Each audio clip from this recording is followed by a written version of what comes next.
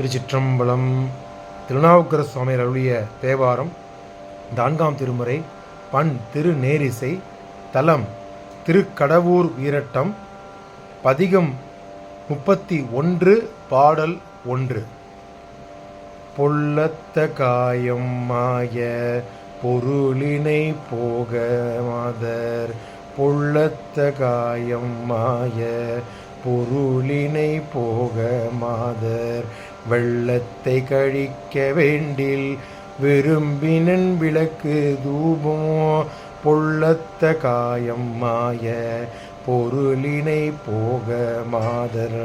வெள்ளத்தை கழிக்க வேண்டில் விரும்பினன் தூபம் விளக்கு தூபம். விரும்பினன் விளக்கு தூபம். உள்ளத்த தீரி ஒன்று. உள்ளத்து தீரி ஒன்று ஏற்றி உணரும் என்று உணர வல்லார். உள்ளத்த தீரி ஒன்று ஏற்றி உணரும் ஆறு உணரு வல்லார். கள்ளத்தை கழிப்பார் போலும் கடம்பூர் வீரட்டனாரே. உள்ளத்தை தீரி ஒன்று ஏற்றி உணரும் ஏறு உணரா வல்லார்.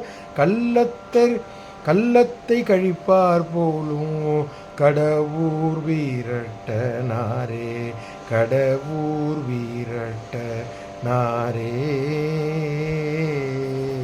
திருச்சிற்றம்பலம். திருச்சிற்றம்பலம். இந்த முதல் பாடல் விளக்கத்தை பார்த்து விடலாம். இந்த முதல் பாடலில் பொல்லத்த அப்படின்னா அது ஓட்டை இல்லை துவாரன்னுங்கிற பொருளை குறிக்கின்றது. துவாரங்கள் பல உடைய மாய பிண்டமாகிய உடலின் சிற்றின்பத்தில் ஆழ்தி அதனால் மகளிரின் மீது ஏற்படும் பற்றினை அறவே அழிக்க வேண்டும் என்று விரும்பினால் நீங்கள் உங்களது உள்ளத்தை தீபமாக மாற்றி உங்களது உயிர் எனும் திரியை அதில் ஏற்றி சிவபெருமானை வழிபட வேண்டும். அதாவது நம்ம உடம்பில் 9 துவாரத்தை வைத்துள்ளார் அல்லவா.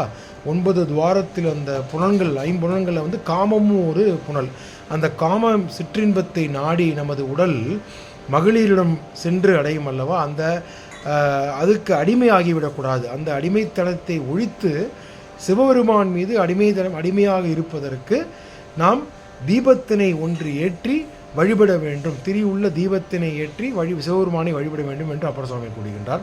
அவ்வாறு வழிபட்டு ஞானம் எனும் தீபத்தின் உதவி கொண்டு சிவபெருமானை உணர்விலால் தீங்குகள் அனைத்தையும் கடவுர் வீரட்டான இறைவர் போக்குவார்.